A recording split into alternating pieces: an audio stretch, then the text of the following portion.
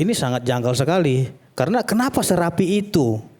Tiba-tiba meninggal langsung dibersihkan semua, dimandikan, berangkatkan ke kampung halamannya. Kenapa nggak diberikan kesempatan dulu untuk dicek dulu apa penyebab air liurnya itu keluar, ya kan? Dan apa penyebab dia tiba-tiba jatuh di depan klinik Morden itu? Dan kenapa pada waktu ia jatuh itu tidak ada orang di situ?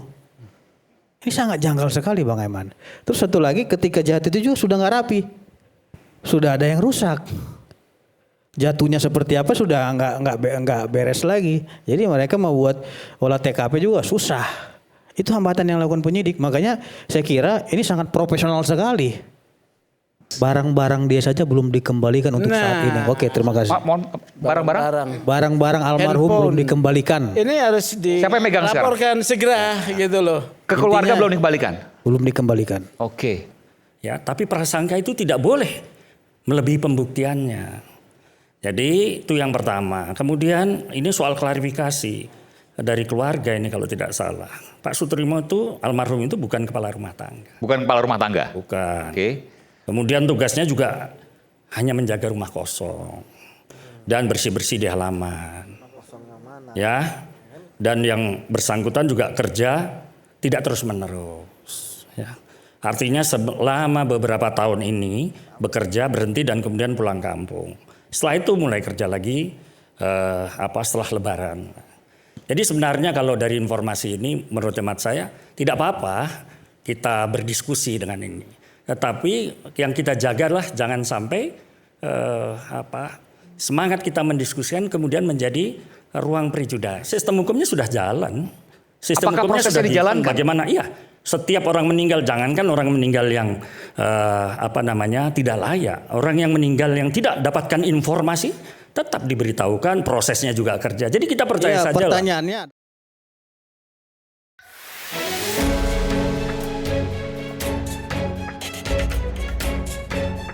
Kepala Desa Walahar Narsim mengatakan Sutrimo merupakan warga desa Walahar, namun selama bertahun-tahun Sutrimo diketahui lebih banyak berada di luar daerah karena bekerja di lingkungan Jampitsus. Sehingga aktivitas kesehariannya di desa tidak banyak diketahui oleh masyarakat maupun pemerintah desa. Hingga saat ini pemerintah desa Walahar juga belum mencatat secara administratif peristiwa meninggalnya Sutrimo. Hal tersebut karena pihak keluarga masih belum menyampaikan laporan resmi kepada pemerintah desa terkait status kematian yang saat ini ramai diberitakan di berbagai media. Belum data kalau dari aparat desa. Belum. Iya. Artinya dia tapi warga sini, Pak. Warga sini. Belum didata dari meninggal warga sini meninggal di mana itu. Sudah masuk ke kelurahan sini. Belum masuk karena orangnya kayak masih itu disuruh ke desa aja masih trauma. Oh, keluarganya. Iya. Berarti keluarganya belum sama desa itu belum komunikasi yang ini ya.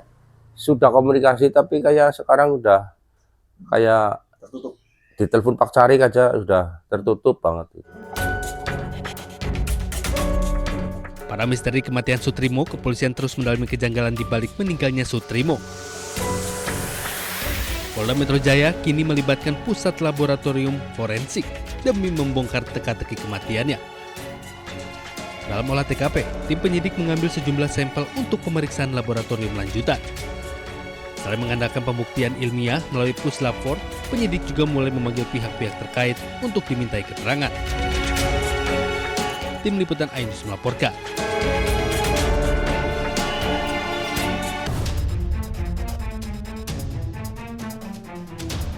Febri Adriansah terus menelan pil pahit.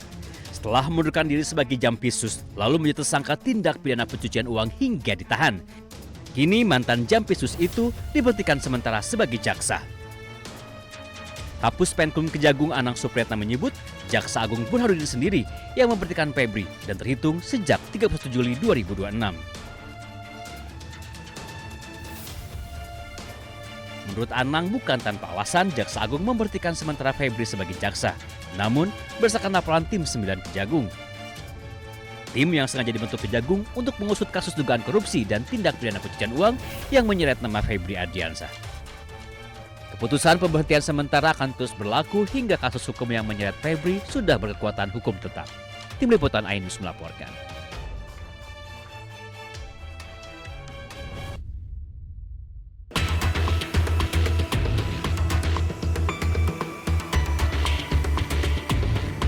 Ex-Jampitsus Febri Adriansyah resmi menempuh upaya hukum melalui pra-peradilan terkait penetapan status tersangka dan penahanan dalam perkara dugaan korupsi serta tindak pidana pencucian uang.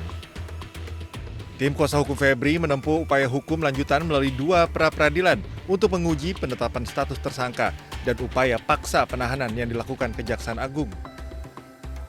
Kedua permohonan tersebut akan diajukan secara terpisah karena objek dan tindakan yang diuji berbeda.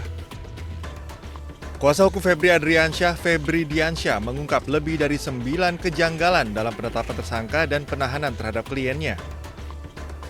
Kami sudah menemukan sebelumnya setidaknya 9 dugaan atau indikasi pelanggaran hukum acara. Dan dalam beberapa hari ini kami menemukan jauh lebih banyak lagi. Hal itu tentu lebih tepat kami tuangkan di dokumen pra-peradilan yang secara fisik, ini dokumennya, yang secara fisik akan disampaikan siang ini di PTSP Pengadilan Negeri Jakarta Selatan. Sebelumnya, tim penyidik Kejaksaan Agung telah menetapkan Febri Adriansyah, Don Rito, serta Nurman Herin sebagai tersangka kasus dugaan TPPU. Dari Jakarta, tim Liputan iNews melaporkan.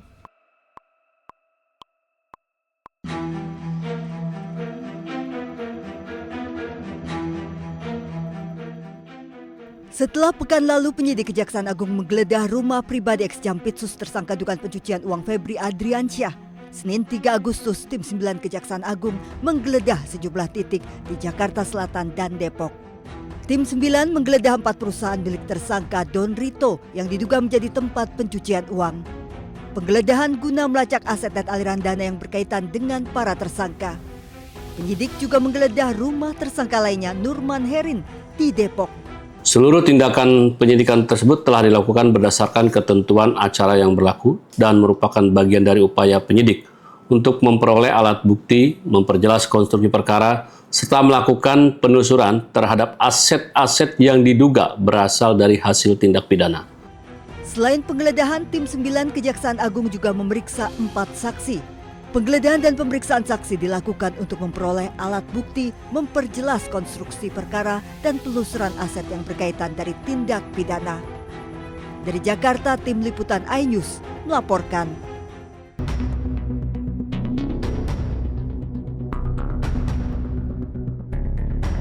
Militer AS telah merilis rekaman yang menunjukkan penegakan blokade maritimnya terhadap Iran.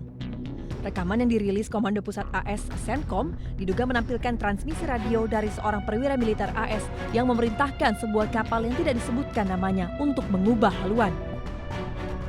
Captain, you are requested to alter course to 190. If you do not comply, we will compel compliance with force. This is Warship 45. We will monitor your course for compliance at this time. Warship 45 standing by on 16 out. CENTCOM juga mencatat hingga 3 Agustus, pasukan AS telah mengalihkan rute 44 kapal komersial, termasuk melumpuhkan 2 kapal dan menaiki 2 kapal lain selama operasi penegakan blokade terhadap Iran. Blokade diberlakukan setelah Amerika Serikat melancarkan serangan terhadap target-target Iran, termasuk fasilitas nuklir pada bulan Juni menyusul kegagalan negosiasi tidak langsung antara Washington dan Teheran. Sejak itu, pasukan Angkatan Laut Amerika Serikat telah meningkatkan patroli di Teluk dan perairan sekitarnya.